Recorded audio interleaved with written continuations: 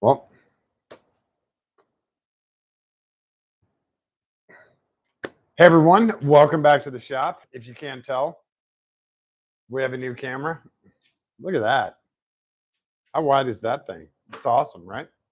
So this camera's got a much wider view. It's going to be a lot easier for me to get into tight spots and show you guys and gals where you know wiring goes, how plumbing's working, et cetera, et cetera. This one's going to be a little bit more portable than the other one. It's got a longer cable and it's got a much wider view. Now that does distort things a little. So when I hold up, this is one of the OGs. I don't know if you guys have seen this. When I hold this up, it's a little distorted, but hopefully you can manage. Um, there's a lot of ultra wide view stuff out there, so hopefully folks can you know deal with the minor inconvenience of it, and it's worth it for the actual shot that we get. Now, as you can tell, I've been in the limo.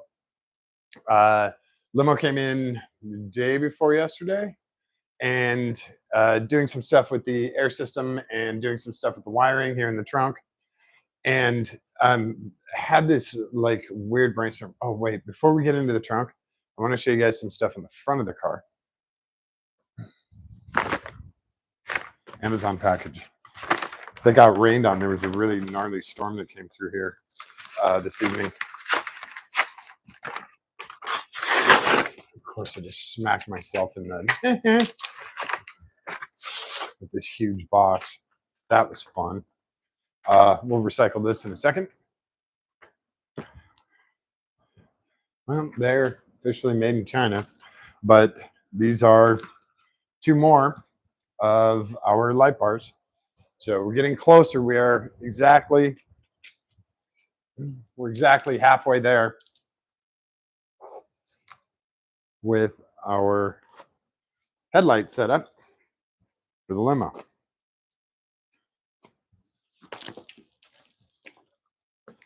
Which is good news.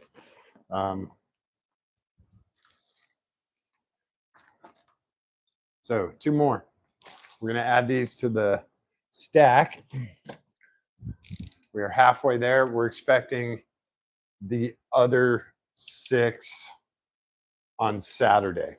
I think there's 6 coming, or there's 8 coming on Saturday. All right. So yeah, back to the trunk stuff. So I was doing a bunch of test wiring in the trunk today, and I had this kind of, I don't know, when it comes to inventing, they call it the flash of genius or the flash of brilliance. And that's the determining factor for guys like me who are inventors. That's when you stop sleeping. That's when you have that idea in your head, and it you can make it work. You can turn it into a real tangible thing or an understandable thing, and they call it the flash of genius. And today I'm sitting in the trunk, because in the limo you can fit in the trunk. It's no problem. I'm 6'1". I fit in the trunk, and you can get 3 of me in there comfortably.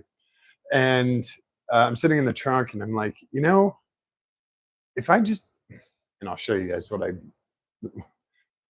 I'll show you guys my flash of genius, so you can do this. And then I go through all of it, and I figure it all out. I'm like, okay, yeah, and this is insanely dangerous, and I got to be very careful. But how come GM didn't do this? How come Cadillac didn't? As far as I know, they never ever did it. So what's the problem? Why not? I mean, you have like complete and total access. You are the factory. No one was like, oh yeah, this would be a much better idea. I mean, it was the 80s. Everyone was doing a ton of coke. You would have thought ideas just like flew out all over the place. But oh, hey Liz, what's up? So I'll show you my flash of genius. I gotta clean out some stuff in the trunk, and then I'll hop in the trunk, and you guys are gonna come with me because the new camera is wide enough it's gonna show. And so we have the new parts, we have the new that, and I got to make it quick tonight because in uh, about 5 hours I'm leaving to go to just under 5 hours. I'm going to cars and coffee in Tampa at the Motor Enclave. So you have to get there. Motor Enclave one is huge, and it's supposed to be really nice weather tomorrow. So you have to get there really, really early. Otherwise, you're parking at the far side of the facility. They have a really nice facility up there, and it's a track with like car condos and a main building all around the outside. And they have kind of a drift skid pad area. It's pretty cool. They have, this is right at the intersection of 75 and I-4. So great location, huge facility, really nice stuff, and tons and tons of really cool cars. So going to that tomorrow. I totally forgot that was happening. So I was like trying to get all this other stuff done today. And then my buddy reminded me, hey, you going to the Enclave tomorrow? Oh, crap. All right. Yep. Set my alarm super early. So uh, that's when I was like going on the limo and all that. And I'm like, all right, well, yeah, now I got to prep the Viper and everything else. So that's how it works. You do really cool stuff. And also tomorrow, I'm having dinner with Bob Oakman. If you guys don't know who Bob Oakman is, he's one of the guys who does the monster truck voices. He's, Sunday, the bad boys of the mud bar return. I have to fake that voice. It's just Bob's normal voice. So get to have lunch with Bob. He's going to do some voiceover work for me for some other videos. Super cool guy. I've been friends with Bob for 22 years, almost 23 years now. So yeah, Bob's super awesome. And what you guys don't know, he's a monster guitar player, like really, really good guitar player, like wins contests and stuff. So look out. He doesn't exude that at all. You think of him as the voice guy, but yeah, he's a really, really kick-ass guitar player. So let me get some stuff out of the trunk, or get the light on, get some stuff out of the trunk, and then I'll show you guys what I'm going to be doing. And then we can all wonder why GM never did this. So give me a second. I got the light up here already. Hopefully this guy will last. I've kind of had him on for a while. And bring you guys over here. Oh, this camera's so much nicer. Isn't this nicer? You actually can see me. You can actually see in the trunk. Oh, this camera works so much better. So what I'm going to do is our battery maintainer is going to come off here. And our hot is going to come off because we don't need it right now. And then all of our test wires are going to come out of here because we're pretty much done with those. That was all for our wiring testing. And they all worked out. Just all of this stuff has to get cleaned up.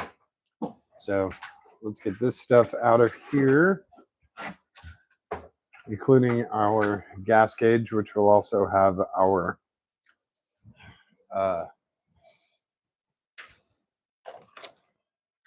airbag pressure gauge. Get all of our guys out of here because we are pretty much done with them.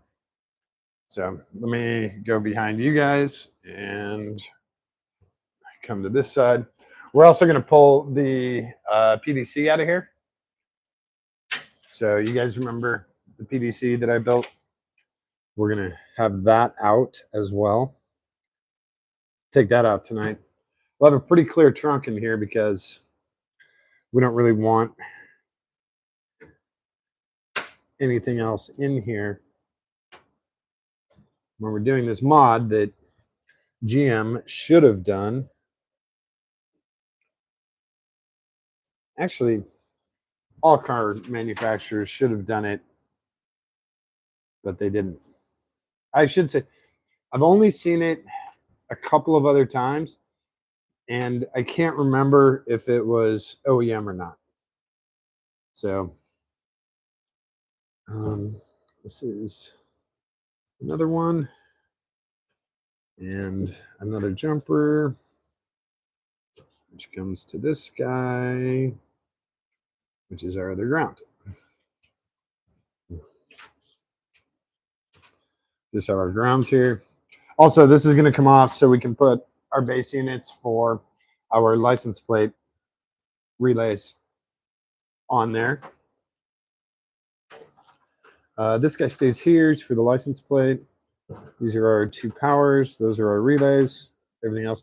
So we'll take the put these guys away, and we will do.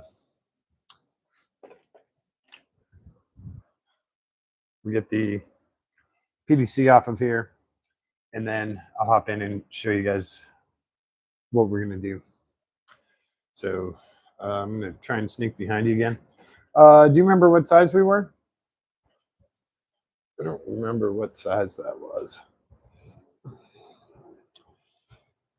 Let's see here. Use our little mini zoomer. If this would come out, no? Maybe tomorrow? Okay, today it does. Oh, I gotta remember where everything is.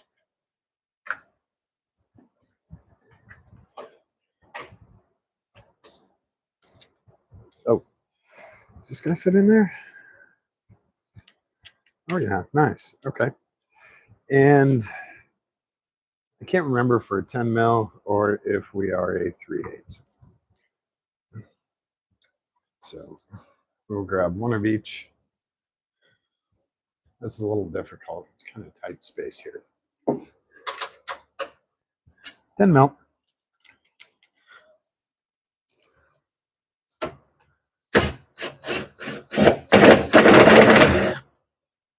There's one. There's two. We'll hold the board, keep it from falling down. You can see that it sort of self-tapped itself, or I should say clearanced itself, which is good. That's a good thing.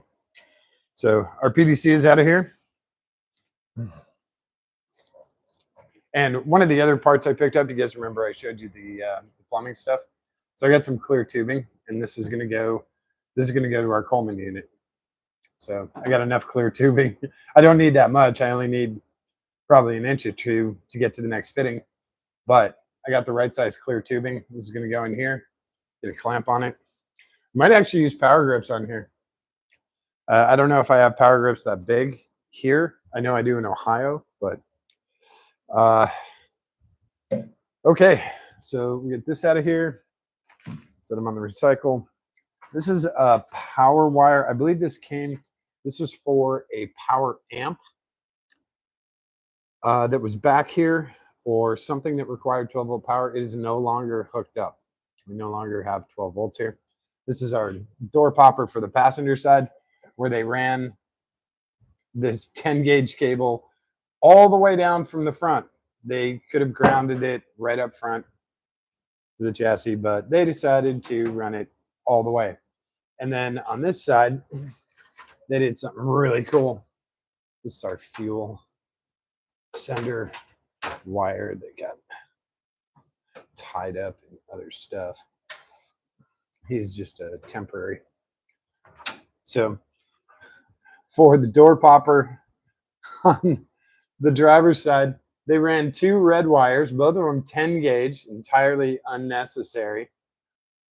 They could have used 16 and it would have been fine. And they ran two reds. So you don't know which one's hot, which one's ground.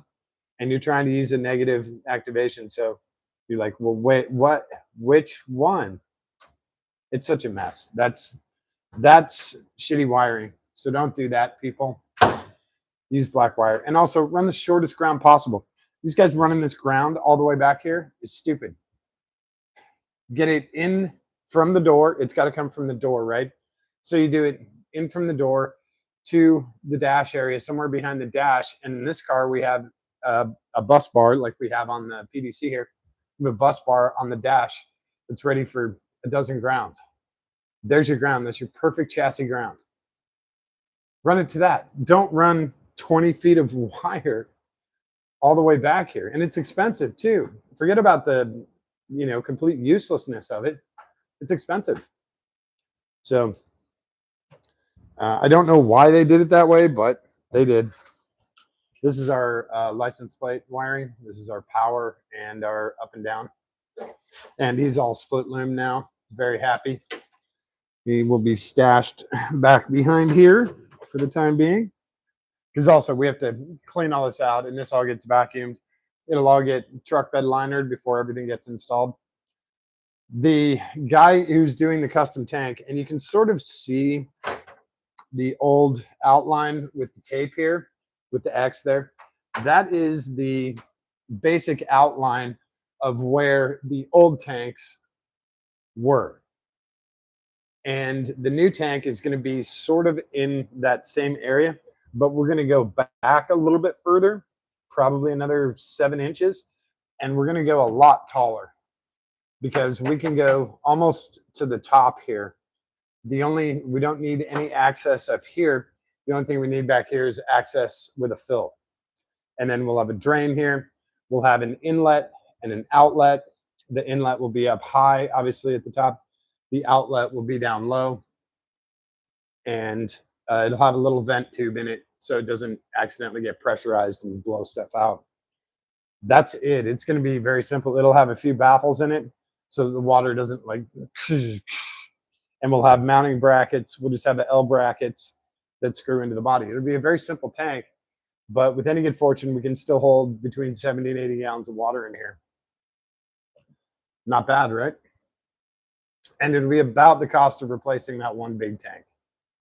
And it'll be custom fit. So while I was talking with the guy about the tank, I'm like, yeah, I can bring you poster board templates, and you can just lay out the template, cut, a left and a right, and then the top will be totally smooth except for the fill. And then on the bottom, there's a couple of bumps. And I looked at that bump and I said, why is there not a trap door there? Why is there not an access door there for the fuel sender that's on the gas tank? The gas tank is literally directly below this, and there is no access. You have to drop the entire tank in order to get to that fuel sender. And that, if you have a full tank, 24-gallon tank, 25-gallon tank, that's a heavy bitch. That's a really heavy piece of gear. If you're doing that by yourself, you got to use a jack. You guys saw me trying to put it back in, even when it had 3 or 4 gallons in it. It was still wobbly and unstable, and it was really hard to get it centered and get the fill tube lined up and everything. So the only thing you really need to access on the top of the tank is the fuel sender unit. You have 2 wires on there, and you have the sender itself. You need to unscrew it, pull it out, check the flow, whatever.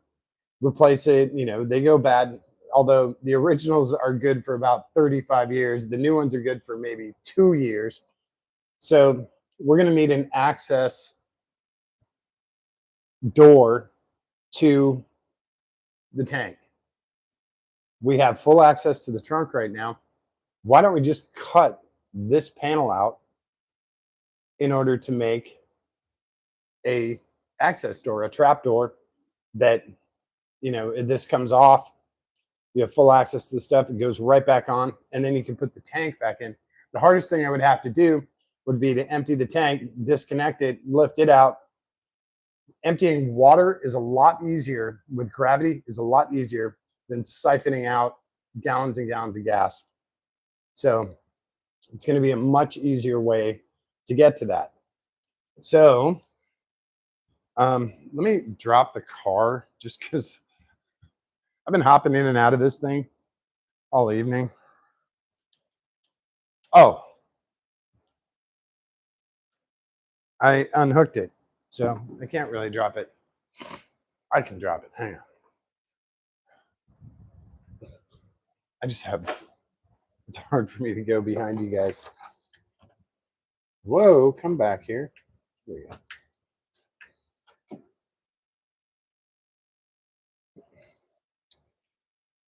There we go. I have to lean against the wall and go around stuff. So all of our control is through that battery in the back. So I like to keep just a spring smidge of air in the bags, just so they're not completely collapsed on themselves and folding in on themselves. So I do have to look underneath the car, but I'm going to show you guys the basic area where this is going to go. So let me hop in here again. This is my sharp edge pillow, my sharp edge pad. I mean, you guys can see how big this damn thing is. This trunk is huge. Like I said, I'm 6'1". You can get 3 of me in here. No problem. So let me not balance on 2 toes. Bring you in here and tilt you down a little bit. Oh, that's a cool view. Okay, that works pretty good. So here is, I don't even know how this happened. Okay. Too many wires in my way. Like I said, there's so much cleanup in here. Just all of this gnarly wiring, even just getting that cleaned up, all of this garbage on the battery, entirely unnecessary shit. They have like 4 grounds and they have like 6 hots. Nothing's labeled. It's just a mess. All that stuff has to be cleaned up, and there's a lot of unnecessary. So anyway, here is where the fuel sender is. This is a bump out. When they originally make this sheet, it's pressed. It's in a super tight press. They put the sheet metal in there, and then tens of thousands of pounds of force. There's a mold on one side, a mold on the other. They warm the sheet of metal, and they press it. And all of these indentations are pressed instantly into the sheet. And then it goes to, chassis fab, and they, add the wheel wells, and you can see the seam sealer here. They add the other stuff, but they have these huge parts. So like this trunk is one big part, one big chunk of metal, and they'll press it out in a big, huge press.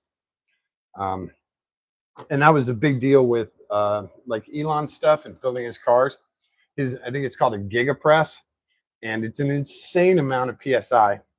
And he's doing almost the entire chassis in one shot. Whereas this would be probably 20 different pieces, 30 different pieces. And then they get tack welded together. Like you can see the strut mounts here are tack welded. And then, there's all these different pieces. The struts over on this side, the struts over there, the support struts for the trunk. All that stuff gets welded or tack welded and then seam sealed. And seam sealers like caulk for cars. That's the easy way to describe it. It's to keep moisture out and just give a little cleaner look. So when Elon did the Giga Press or whatever it's called, it was a big deal because he got rid of a whole bunch of extra labor and extra failure points in the chassis, and it was a huge deal. And I guess they're still using it, and I think it works. I don't know much about it. I know it was kind of groundbreaking, kind of new stuff. So when this gets pressed, they press in this indent because they know the fuel tank is going to come in from underneath. They know the fuel sending unit and the wiring is going to be right here, so they need to leave room for it. Now that's where my confusion comes in with, they know they need to leave room for it. Why wouldn't they do just a simple door here on a hinge that, clips in here, or it has a magnet and stays back here? Why wouldn't you do that? You would save hundreds of hours of repair labor, because if in a car that doesn't have a water tank in it, you would carpet insulation, and then you would have this trap door. And even if you have the insulation, you cut out for the trap door, and you can, the carpet stays on there, the insulation stays on there. I don't understand why that never happened. And I haven't seen it in any GM vehicles, so I don't know. Maybe they did it in some other stuff, but this would be a very simple thing to do. When they originally pressed the unit, this edge could be punched through, and or even on its next stop, it just goes and gets a punch, and they just punch an edge, and then someone cuts here and rivets in a hinge, and that's it. You know, you have a it would overlap here. Whatever you do, another piece that's the same size, but it overlaps slightly, and you're done. That's it. The hinge offset is going to be your overlap magnet, or even forget about like you know, constantly opening and closing. Do seam sealer, seal it up. That way, if someone does have to open it, replace the fuel sender, they got to come back in with seam sealer, and then you know, can check for warranty work and all that shit. Seam sealer is not easy to work with, so that would be just as easy. And that's probably what I'll do is I'll probably take this section out, and then I'll tape it up, and I'll just do seam sealer here, and it'll grip like hell, won't leak, no water's coming in from underneath. You know, I might do a tab on the corners just so it doesn't fall. But here's where the fun part is. That tank is about 3/4 full in this car, and when I cut this, I'm going to be sending out a shitload of sparks. That's a huge risk with all of that flammable material underneath. So we're going to need to run a bunch of fire retardant stuff in between this piece and down there, so that any sparks, any hot metal, anything that comes off is not going to ignite anything. The other thing, and this is the part that's going to kind of suck, I have to go very slow. The slower I go, the fewer sparks, fewer pieces of hot metal, all of that stuff. So instead of using just a regular grinder and coming in here, it would take me 60 seconds to cut a really nice clean notch. I'm probably going to have to use a Dremel tool with a special bit that doesn't shoot out sparks, and I'll have to Dremel through here. Now, the downside about using the Dremel, this is really thick metal. It is very thick. It's going to take a lot to get through that. So it's going to take me probably a half hour to cut through this in order to get in there. The other thing I want to do is I want to make sure I don't cut unnecessarily too big. Like, I definitely don't want to go into the wall here. I'm probably just going to go flat, seriously, just around the flat area here. And that should give me access to the wiring, the fuel sender, the ring. I'll be able to turn the ring, pull the fuel sender out, take the wiring off. I'll be able to do everything with just the flat here. But I'm going to be marking it with a very small drill bit. So from underneath, I'm going to mark, and then because it's very hard to see here, I'll mark here with the drill bit from underneath. So I'll have my two forward holes, if you will, and then we'll run a measuring tape from those forward holes to here to find out, you know, if that's enough or if it's too much. But more than likely, it's just going to come, it'll be a nice clean cut to this edge just on the flat. That's it. Then I will have complete access to one of the hardest parts to access in the car if you have a full tank. And usually you're going to have a full tank of gas. I'm one of those weird people who, I love filling up the car with gas. I love knowing that I have a full tank. So this thing will probably always have like at least half to a full whenever it leaves here. So if it leaves here with a half, it's going to have a full tank within like 20 minutes. So moving that gas tank and moving it here with the filler neck that's on the back right here, that is kind of wonky, and doing that by yourself sucks. Balancing it on jack sucks. If I empty this tank, unhook the connections here, lift the water tank out, it's so much easier to get to this. So much easier. What would be really nice is to get a sending unit that works for 25 years that I never have to touch again. But this is 2025, so my expectations are between 2 to 3 years with the sending unit. If I have to replace them every 2 to 3 years, that's fine, but I have a very easy way to do it. Also, if someone buys the car and they get it and they have a fuel sending unit failure, they're going to come in here and they're going to see, well, first they're going to look under the car and they're going to be like, oh, there's a trap door right there. We can just lift it, take the tank out and lift up the door and access everything. So those folks who come in the future will be very thankful that I spent a half hour cutting this thing out. It's pretty simple, right? I think. I don't know. But I think it's a better way than how it is currently. Um, so this gets us much, much, much closer. Also, with regard to paint and cleaning up all the crap and garbage in here, if you're going to do a trunk this size, um, like I love using truck bed liner. You guys know that stuff. It's super protective, incredibly durable. It looks fine. You can change the texture by the distance that you do. So if you're going to do, you want a really fine texture, you hold it further away. If you want a rougher texture, you hold it close. I think that's how it works. Anyway, this is probably to do one solid coat in this trunk is probably 4 cans. Now they're going to tell you, oh, get a couple of cans to do your truck bed. You're going to need a couple dozen cans to do a truck bed. So if you're going to do this, probably between, if you're going to do full coverage from the wheel wells all the way back, probably 6 to 8 cans are going to give you the nice coverage that you're looking for. That'll give you the protection from corrosion, the protection from water, whatever happens in here, you're going to have it. Stuff will still be able to slide around, be able to move batteries and move cables and stuff. You can drill through it. You can paint it if you want. I've done that before. It actually is a very cool look. It looks like cast aluminum. If you paint it silver, it looks like cast aluminum. It's super cool. Very cool finish. So that's what we're going to do in the trunk in order to sort of, I don't want to say modernize the car, but to make the car better, because GM missed it originally. I don't know how they missed it originally, but they did. So just a little trap door here, 10 inches by 4 inches, maybe 6, something like that, 6 or 7 inches across, just like that, just so we can twist that locking ring, get the fuel sender out, get the wiring off.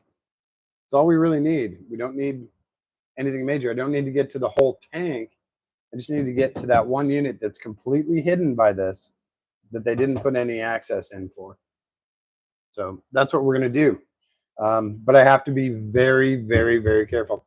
So if I come back with the next video and I'm like, hey, you guys, the limo burned to the ground, you know exactly what happened. I won't let that happen. Don't worry. So that's the next step on this, is to cut that, get that out, get our fuel sender tested, running. The other fun problem I've had is finding out how to wire an OEM fuel sender to the Holley sniper system. Every single Holley piece of information uses Holley's laser gauge or Holley's fuel sending units. Not a single piece of literature on any forum anywhere talks about using an OEM pump with a Holley sniper and using it for a gas gauge. So that's where I come in. That's my life. I'm trying to do something that I thought would be very standard and very normal, but apparently it is so far outlandish that I'm the only clown on the planet that does it. So, but maybe I'm crazy using the OEM fuel sending unit with the incredibly technically advanced fuel injection system. Maybe I'm asking too much. Maybe I've overstepped my bounds, but come on, you guys, come on. That should be, seriously, and I joke around. I joke, that's like, first week of computer camp shit. That should be first week of product design. We're going to retrofit this in a shit ton of cars. What do we need? Well, they're not going to have a Holley laser fuel tank level system, but it never made it there. I think they started with drag cars. Well, everyone who puts this on is going to have a pro mod. That's not true. A lot of them will be, sure, but not every single one. You need to start at the you need to start at the front instead of starting at the top. And I I don't know. I don't know. There's no information on it. I've looked everywhere for it. So, you know, I'll have to figure it out on my own. And I will. It's what I do, you know. No one else does it. And it's you know, something you would think would be like day two. That would be in like the second meeting. Hey you guys, what about OEM stuff? Shouldn't it all hook up to that? Oh yeah, but don't worry about it, because CJ Race Cars builds everything on the road. They're the ones who's going to buy snipers from us. Okay, well, kind of limiting yourself, but that's cool. So, yeah, and then Holly wants 12, 13, $1,500 for one of their digital dashes, but there's no way to hook up an OEM fuel gauge to it, according to them. But I'll figure it out. Let me hop out of here, and it's going to take a second because my foot's asleep. So I've been sitting on it. So I'm going to scoot you guys back just a touch. You get a better look at the giganticness of this trunk. Some of this thing isn't huge. I mean, that's my arm. I can barely reach over to the other side. So, oh yeah, left foot's asleep. This will be fun. All right. Blood's coming back. Out of balance. All right. Not bad. I didn't die. All right. So I'm going to bring you guys back over here. Cool. Oh, yeah. Why would you go where I sent you? That's crazy talk. It's crazy talk. I asked so much from all this stuff. So, that's kind of where that is at. Like I said, we're going to put the final touches on the PDC. You guys remember? Yep. Should probably set that right there on the concrete. See if I can break it on its way down. You guys remember on the PDC, this custom wiring for the license plate up and down? I don't have the bases in there yet. So we're going to add the bases. We'll finish off the wiring for this, which is going to be like a lot cleaner. Well, these guys won't. Anyway, it's going to be kind of like that. It'll be a lot cleaner. We'll have our grounds cleaned up. And this is our spare. So this will actually come through the back and he'll get coiled up. He'll be coiled up on the back. It won't be in the way. These are our extra connectors if we want to use the remote for other stuff. See who's here. Hey, Ronnie, what's up, man? Yeah, Limo POV, man. That's the new camera. I'm loving this new camera just because it has such a great wide view. So yeah, our relays for the door poppers, our spare relay, our remote for the door poppers, and our fuse for the license plate up down, and our power and ground. Also, the paper will probably eventually come off. I just wanted it on there to protect the board while I'm doing all this other stuff so it doesn't get scratched up. So we'll finish up the custom. This will look a lot nicer once it's like ready to go in and these wires are, hiding everything. It'll look a lot cooler. It's a lot of work doing this.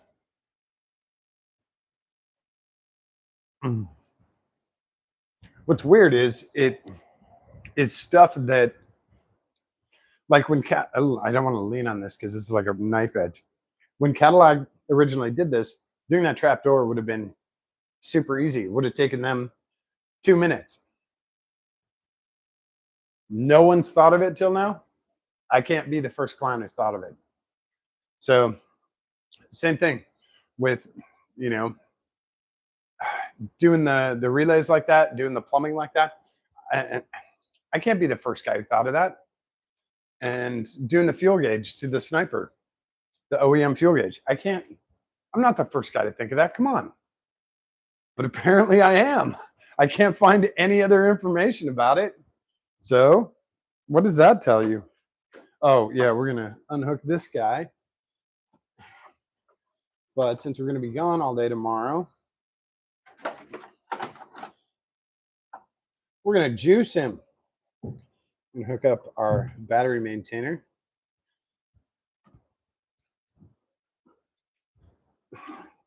And this is our service bar. It's just a painter's pole. You're supposed to put like brush rollers on here, but he actually holds really well. So the trunk in its normal open position is right there. That's where the struts hold it, but it actually opens another foot, and that's what we use this for. But for some reason, again, design issue, Cadillac never put in struts that pushed it up that high. So we keep the pole there, and then I'll show you guys something crazy. I showed you guys this before. I'll bring it a little closer so you can check this out. This is a 1980 Cadillac Fleetwood. This is a soft close trunk mechanism in 1980. So it latches, and then you can see it slowly closes the trunk. Is that nuts? I didn't know they had that in 1980. And then he slowly raises up. Is that crazy? So, isn't that awesome? Very cool. And yes, we have a 9mm bullet hole in here. So that's where we are with the Limo. Making advancements. I did drive the car down the block and back. Drives great. It's very loud. It's much, much louder than I want it to be.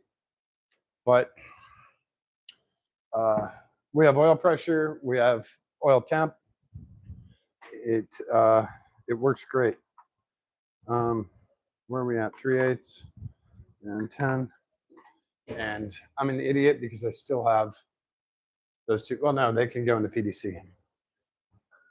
They will be safe in the PDC. I was going to put them back in the trunk, but they're okay there. So, like I said, tomorrow I'll bring you guys with me. This is nice when it's a wide view like this. I'll just bring you guys with me. Bonk into everything on the floor. Cool. Tomorrow, in about 4.5, it's like, hey, you should update your Mac software right now. Let's not. We're kind of in the middle of something. Who else was here? Oh, hey, Bonti. Gonorrhea. Okay. Not my favorite thing, but it's definitely a thing. I don't know where that came from. So we're going to Cars and Coffee at the Motor Enclave in the morning.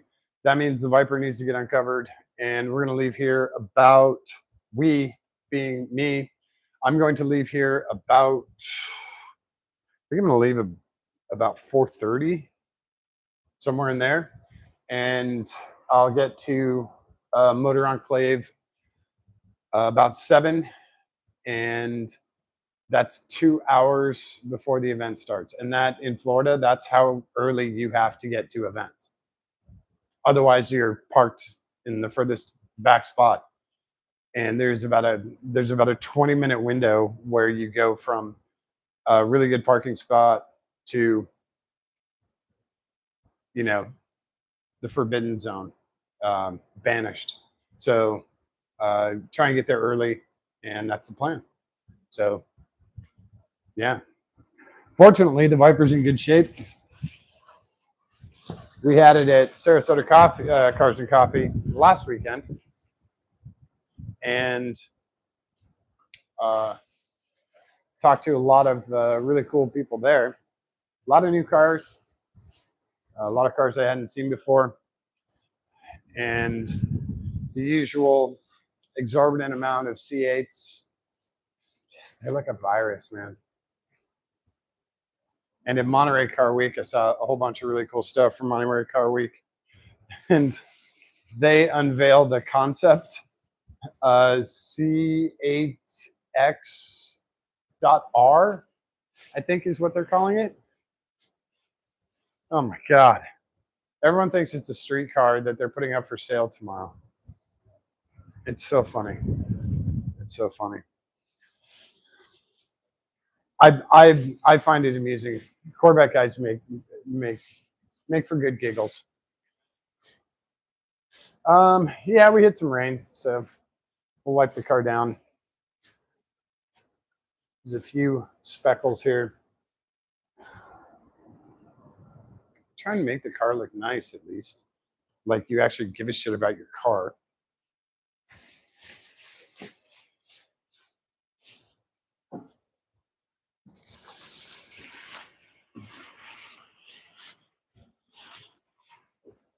The trick I do with car covers is if usually I roll it to the back, and then the shorter roll up side is the rear. That way when you fold it up and put it away or whatever, you know which way is front and rear. So the thicker section will be the back. I'm weird. I know. Since the limo's not moving, put it on the limo. It's our temporary fuel gauge until we get it wired into the Holly. This is our temporary fuel gauge, and you can stay right here too. I think it's just fine. So that's about it for tonight. We're gonna get the there's a passenger seat for the limo, not bolted in, and some of the plumbing and random Amazon boxing. I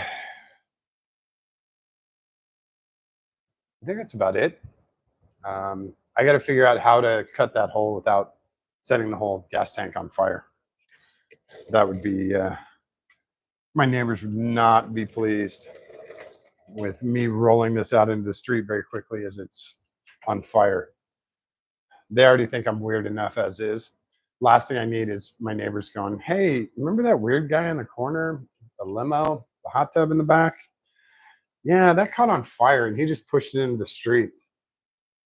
Yeah, it burned to the ground. Oh yeah, totally. So yeah, I'm trying to avoid that. But yeah, I have some discs from Dremel that are no spark, and so hopefully we can keep the hot metal away from it. That's a good thing. Gas really likes sparks versus heat. Um, if you've ever seen Mythbusters, they try and start a 5-gallon bucket with they take a lit cigarette and throw it in there and just puts a cigarette out. But then they have like a grinder and they go bzzz, and it lights it on fire. So there you go. Yeah, gas is nothing to screw with. So we'll try to be careful with that and make sure we don't catch it on fire. And like I said, maybe just do seam sealer or a double-sided rubber gasket, something like that just goes around the edge and it just is a press fit in there, kind of like a big grommet, and it just presses in. Something to keep it from vibrating and something to keep water out. That's all I really need. And they make like the double U-shaped weather stripping. That would work perfect too. So we'll do something like that just to we'll keep it super simple, super cheap, super easy, but it works great. And again, I don't know why they didn't do this, but that's their deal. And that's why I'm doing it now, right? Same thing with wiring up the fuel sending unit, which is going to be, again, part of the research this weekend is making sure that I'm wiring up correctly for that. Because we're going to do, I found out we're going to do a Bluetooth. Holly has a Bluetooth adapter for the Sniper 1 and the Sniper 2. And you can send that to an iPad or an Android tablet. They have an app. You can customize gauges. You can actually do tuning if you want. I don't really need to do that. I just need that little gauge pod, something that I can put on the dash that has no gauges on it. So we'll have an iPad that I can just stick up there, and that'll have my, fuel pressure, temp, oil pressure, all that stuff, and it'll have fuel level on there. So I won't have to have that extra gauge. That would be super cool. That's what we're working on. So yeah, I got to figure out the Sniper 1 with the Bluetooth, wiring up OEM fuel sender. I think it's 0 to 90 ohms. I don't remember off the top of my head. I think it's what all of Holly's stuff is, but all of my stuff is 0 to 90. It's sort of a standard now.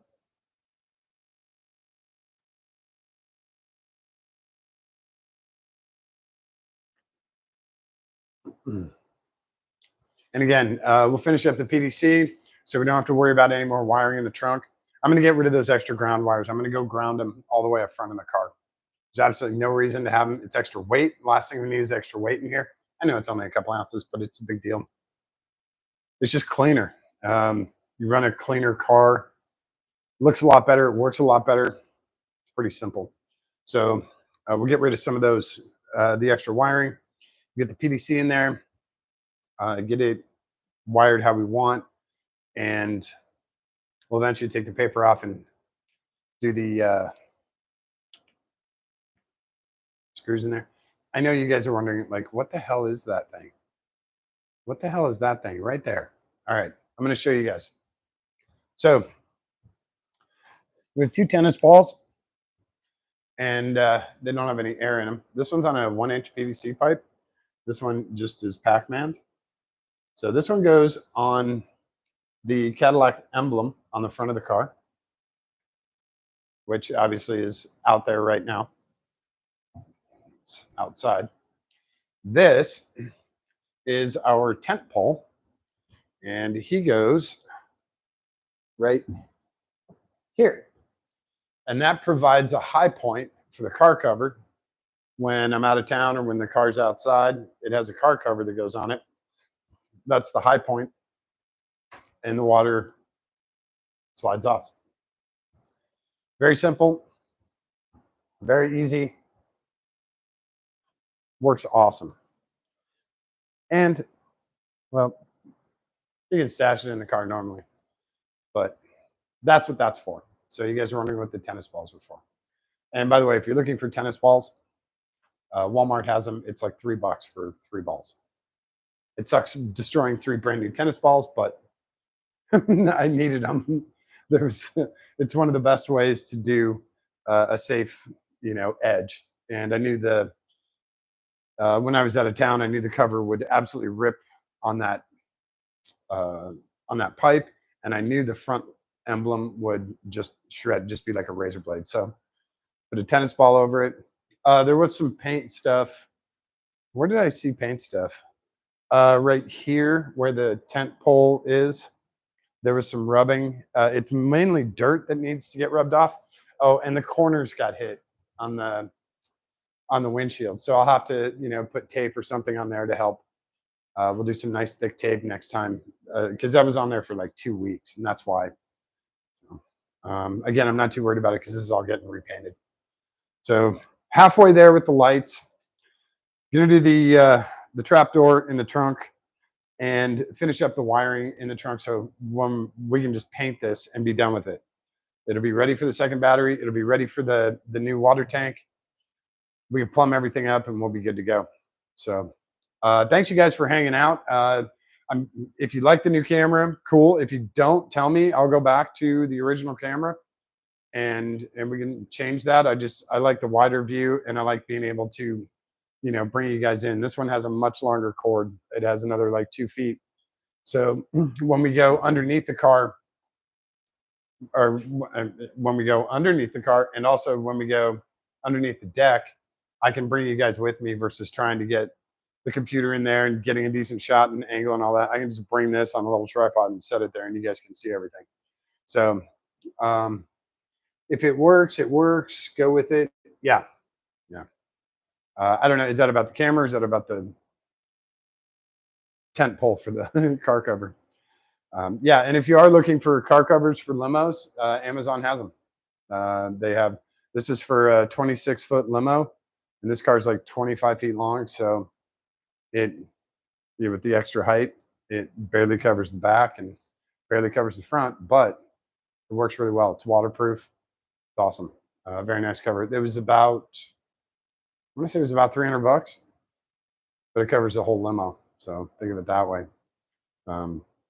So that's where we're at. We've got a bunch of stuff to do. We'll get this stuff cranked out so that we don't really have to screw with the trunk much, except for filling it with water and charging batteries. So, the tennis balls. Camera. Okay, nice view, and it's clear. Yeah, it's 4K. Although I think um, YouTube is limited to 1080, and I think we're on 1080 or 720. So I think we're 1080 with YouTube. I'm not sure what's on your end, but I think we're 1080 maxed here. But that's fine. I'm okay with that. We're not, this isn't the James Webb. I'm not trying to identify the crazy non-natural object coming towards Earth that'll be here in 2 months that has a headlight. I don't know what the hell's going on with that. Someone call Neil deGrasse Tyson, please. Have him explain to everyone what the hell it is or isn't, please. Thank you. Okay. Um, yeah, we will be back in here tomorrow night. Like I said, super long day tomorrow, but I'll if I can, I'll get Bob on. That would be cool. Bob do a fun promo with the limo, and I'll see. Well, maybe. If not, we'll do it at a different time. Bob lives close by. He lives over in Fort Myers, so um, we'll get him to do another one. And yeah, we're gonna keep cranking on this thing. If I'm not doing this, I'm doing the Viper. If I'm not doing the Viper, I'm doing the Miata. So it's always, once I get everything else done, it's right back in here to get this stuff cranking. And this thing has fought me everything, every single nut and bolt, every single wire. You guys have seen it all. I haven't held anything back. Um, the only thing I didn't show you was the shipping. So you guys get to see everything else, though. Yeah, Saturday limo madness. Yeah. Oh, as I slide down the car. Yeah, I'll talk with Bob. We'll see what schedule is and how we feel after dinner. It'll probably be a long dinner, so we'll see how that goes. So thanks everyone for hanging out tonight. I really appreciate it. If you have any comments, suggestions, anything else, if there's cars you want to see in here, let me know. If there's cars you want to see in the Ohio shop, let me know there too. Um, I probably won't be back there for a few weeks, but we'll definitely do more race car stuff. And because we're going to be prepping for races, we have Road Atlanta coming up in December, and we've got other events that we want to do. So um, if you guys want, you can go back on this channel and check out. I went through. I did not a deep dive, but I did a regular dive on all of my race cars back in Ohio. The SRT4, the MR6, and the Monza. And so if you guys want, you can go check those out. But we'll keep going down here too.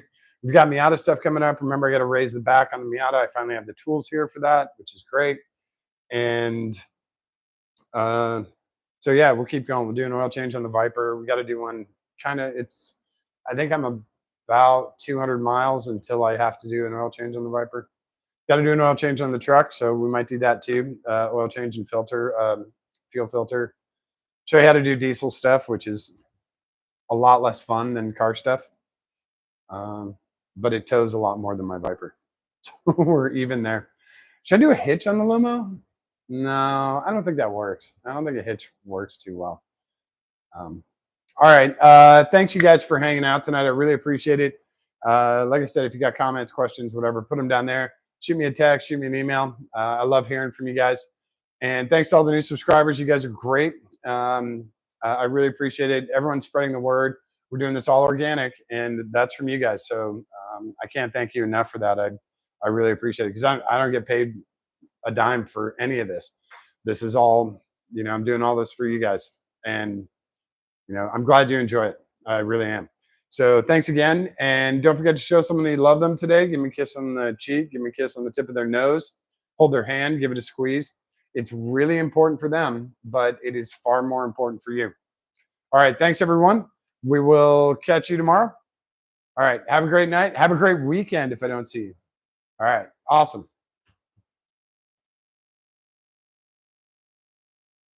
That thing's so huge. Yeah, I've heard that before.